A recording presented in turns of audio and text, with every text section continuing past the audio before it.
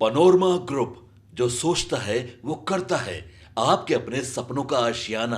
आप केंद्र में मंत्री बने हुए हैं, बहुत खोजी तरीके से सरकार के साथ आपकी मिली भगत है और आप सरकार के खिलाफ भी बोल रहे हैं। तो अब इस तरह की दुविधा, इस तरह का द्वैत, इस तरह की चीजें नहीं चलती है। जनता नहीं, इस तरह का विरोधाभास जनता को पसंद नहीं है। छोड़ के आए, केंद्रीय मंत्रिमंडल छोड़ दें, आप इस्तीफा दे दें केंद्रीय मंत्रिमंडल से, और अगर संभव हो तो लोकसभा से भी इस्तीफा दे दें, अगर आप हिम्मत कर सकते हैं तो। बिहार में अगर आपको राजनीति चमकानी है, बड़ा नेता बनना है, तो आप कैबिनेट भी छोड़ दीजिए, लोकसभा भी छोड़ दीजिए, और कहिए कि विधानसभा चुनाव लड़ेंगे और लोकसभा सीट पर भी बाई इलेक्शन करा लिया जाए बिहार विधानसभा के साथ। हमको एमपी बनना ही नहीं।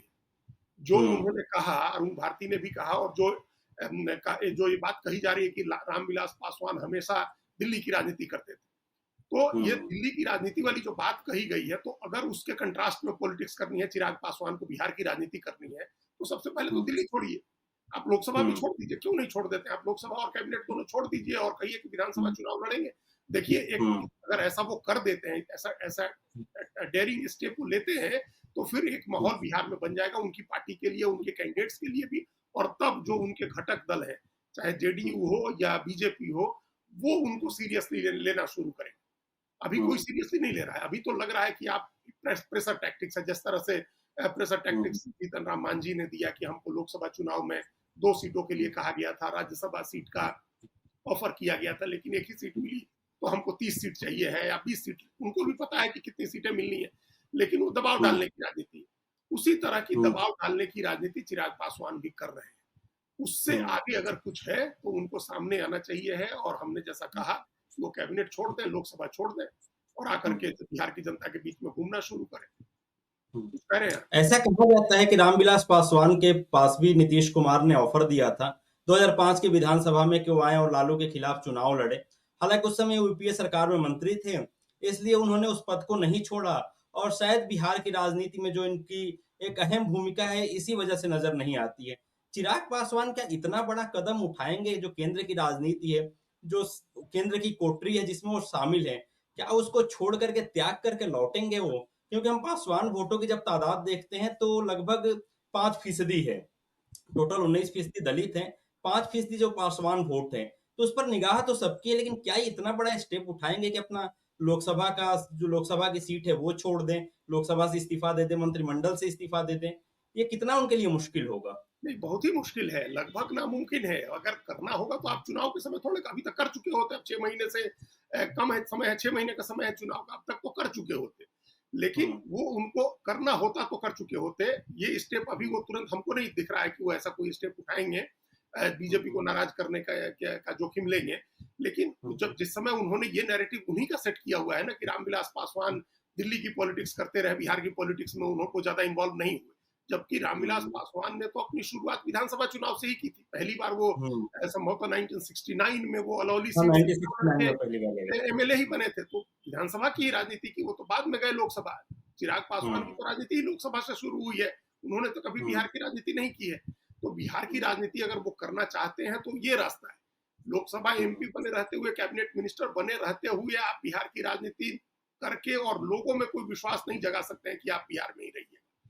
देखिए, उनके पिताजी को, रामविलास पासवान को, एक मौका 2000 में मिला था, जब 2000 में असेंबली हंग हो गई, क्योंकि 2000 का चुनाव जो था वो बंटवारे के पहले, ठीक पहले हुआ था। 324 की असेंबली थी, और लालू यादव की पार्टी को 123 या 124 सीटें ही आई थी। कांग्रेस भी 23 सीट जीती थी, लेफ्ट को भी सीटें मिली थी, लेकिन सरकार नहीं बन रही थी। जिस समय 7 दिन के लिए नीतीश कुमार मुख्यमंत्री हुए थे, उस समय भी अटल बिहारी वाजपेयी ने रामविलास पासवान का नाम प्रस्तावित किया था कि रामविलास पासवान को बिहार का मुख्यमंत्री बनाया जाए, सन 2000।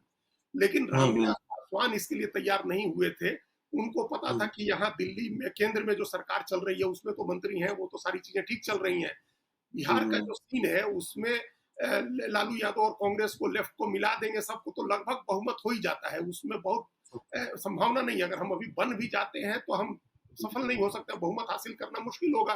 वो दूरदृष्टि वाले, वो मतलब उनकी दूरदृष्टि राजनीतिक उस तात्कालिक दृष्टि थी। दूरदृष्टि से नहीं सोचा उन्होंने कि एक बार मुख्यमंत्री अगर बन गए, शपथ ले ली, तो फिर बिहार के मुख्यमंत्री के तौर पर, पूर्व मुख्यमंत्री के तौर पर नाम रहेगा और बिहार की राजनीति में जम सकते हैं। ये जोखिम उन्होंने नहीं लिया उस समय, तो वो गए नहीं। और दूसरे विकल्प के तौर पर फिर नीतीश कुमार को चुन करके और भेजा गया मुख्यमंत्री बनने के लिए। नीतीश कुमार सहर्ष चले गए, मुख्यमंत्री रहे। बहुमत नहीं साबित कर सके, करने लायक बहुमत नहीं जुटा सके सरकार के लिए, छोड़ करके फिर दिल्ली में मंत्री हो गए। लेकिन ये मान लिया गया कि ये मुख्यमंत्री का चेहरा होगा। फिर 2005 में भी जब पहला चुनाव जब जीते, अपनी पार्टी बना करके लड़े रामविलास पासवान लोक जनशक्ति पार्टी, तो उनको 25 सीटें आई और वो कहते रहे कि चाबी मेरे पास है, लेकिन उस चाबी से उन्होंने कोई दरवाजा नहीं खोला।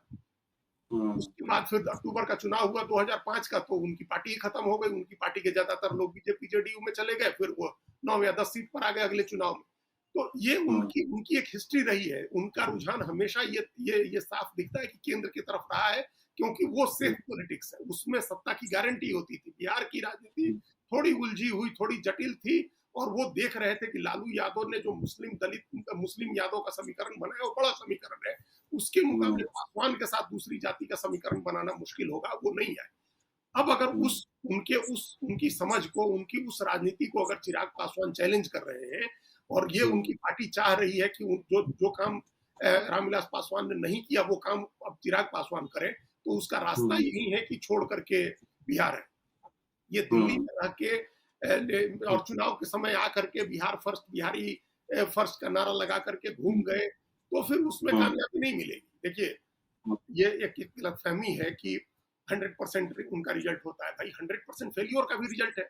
जब वो अकेले लड़े लगभग 100% फेल हुए। उनका सीट जीते, वो भी हम लोग चर्चा कर चुके हैं कि इंडिपेंडेंटली वो अपनी सीट, उनकी भी एक हैसियत थी, राजकुमार सिंह के चुनाव जीत गए वहां, और वो भी छोड़ के चले ही गए बाद में। तो वहां तो अगर आपका लोकसभा चुनाव में 100% सफलता का रिकॉर्ड है, तो विधानसभा में 100% सफलता का भी रिकॉर्ड है।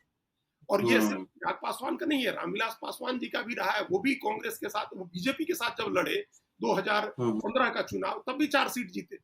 तो वो कोई सफलता का क्या आप परसेंटेज निकालेंगे। और जब वो 2010 का चुनाव लालू यादव के साथ लड़े, तब भी 4 ही सीट आई शायद उनको, 4 ही सीट उसी समय भी 2010 में 4 ही सीट थी जब लालू यादव के साथ लड़े लालू, और जब 2015 में बीजेपी के साथ लड़े तब भी 4 ही सीट थी। तो विधानसभा चुनाव में सफलता का परसेंटेज बहुत खराब है लोक जनशक्ति पार्टी का। तो ये एक खतरा, आशंका हमेशा चिराग पासवान को रहती है कि लोकसभा चुनाव में 100% जीत जाते तो क्यों नहीं वही राजनीति करें। विधानसभा चुनाव की आप बात जरूर कर रहे हैं, लेकिन आ करके और जमीन पर उतर के राजनीति करने की हिम्मत नहीं जुटा पा रहे। ये समझ रहे हैं कि आरजेडी के मुकाबले अगर जेडीयू, बीजेपी, उपेंद्र कुशवाहा की पार्टी जो राष्ट्रीय लोक मोर्चा है, जीतन राम मांझी की पार्टी, इन सबका एक अलायंस रहता है, बड़ा अलायंस रहता है। तो उस अलायंस में हमको इतनी सीटें मिल सकती हैं कि हम एक मुकाम बना ले, फिर चाबी अपने हाथ में ले लें। लेकिन चाबी अपने हाथ में लेकर के आप कोई ताला नहीं खोल सकते, आप मुख्यमंत्री नहीं हो सकते। उस अलायंस में रहते हुए आप उतनी सीटें लड़ेंगे जितनी सीटें आपके पिताजी ने जीती थी 2005 में। 25 सीट जीते थे, आप 25 सीट लड़ेंगे। तो इससे कुछ नहीं बनना है। बनना अगर है, अगर उनको आना है, तो इस चैलेंज को एक्सेप्ट करें, जो एक चैलेंज, एक फ्रेंडली चैलेंज प्रशांत किशोर ने दिया कि उनको आना चाहिए है, और एक होस्टाइल चैलेंज उनके चाचा की पार्टी ने दिया। इस दोनों चैलेंज को एक्सेप्ट करें। आप अगर ये कोशिश करें कि बिहार की जनता को कन्विंस करें कि हम उनके साथ लड़ना, उनके साथ उनकी जो समस्याएं हैं उनको दूर करने के लिए उनके बीच में रहना चाहते हैं। क्योंकि हमेशा उन्हें वैसाखी की जरूरत पड़ी है, हमेशा। उसके बगैर राजनीति नहीं चल सकती है, और उसमें भी आप बहुत छोटे पार्टनर हैं।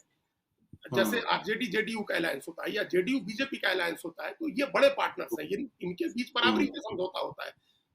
एलजेपी कभी भी बराबरी के समझौते वाली पार्टी नहीं रही है। कोई भी समझौता बराबरी का नहीं हुआ। आप देखिए, जब भी हुआ तो एक छोटे पार्टनर के तौर पर समझौता हुआ, और एक ही बार जोखिम लिया इन्होंने अकेले लड़ने का, चिराग पासवान ने, और उस समय क्या नतीजा आया हम लोग जान ही रहे क्या नतीजा आया। वो जोखिम लेने की स्थिति उस पार्टी की नहीं है। और उसके साथ दूसरी कमी क्या है वेंकटेश जी, की पार्टी के संगठन पर चिराग पासवान ने काम नहीं किया। जब उनकी पार्टी का संगठन, जब वो इमोशनली जब अटैक्ड हुए, जब उनकी पार्टी को तोड़ा गया, उनके 5 एमपी चले गए चाचा के साथ और केंद्र में मंत्री हो गए, तो वो एक बड़ा मौका था जब चिराग पासवान बिहार में अपने पार्टी के संगठन को मजबूत कर सकते थे, क्योंकि टेक्निकली उस समय वो किसी अलायंस में नहीं थे।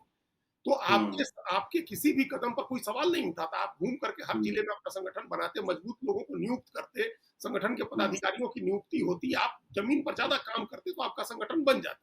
आप सिर्फ समय आने का इंतजार करते रहे कि कब चाचा का ग्राफ डाउन होगा और हम फिर एनडीए में चले जाएंगे, तो आप इसका इंतजार करते रहे। आपने कोई राजनीति ठोस जमीन पर नहीं की है, इसलिए संगठन नहीं है। तो आप अकेले लड़ने की जोखिम ले नहीं सकते। आप ले भी ले तो कुछ फायदा नहीं होना है। तो प्रशांत किशोर के जाने का जाना भी एक बड़ा जोखिम का काम है वेंकटेश जी। उसके लिए भी आप बीजेपी को नाराज करना चाहते हैं या नहीं चाहते हैं, या प्रशांत किशोर और चिराग पासवान मिल करके बीजेपी के किसी एजेंडे को फुलफिल करते हैं या नहीं करते हैं, ये इस पर डिपेंड करेगा कि चिराग पासवान क्या स्टेप लेते हैं। प्रशांत किशोर, चिराग पासवान और कन्हैया कुमार का एक बड़ा फॉर्मिडेबल गठबंधन होगा, लेकिन अभी उसकी संभावना भी हमको नहीं दिख रही है, क्योंकि कांग्रेस एक कंफर्टेबल पोजीशन में बैठी हुई है इंडिया ब्लॉक में।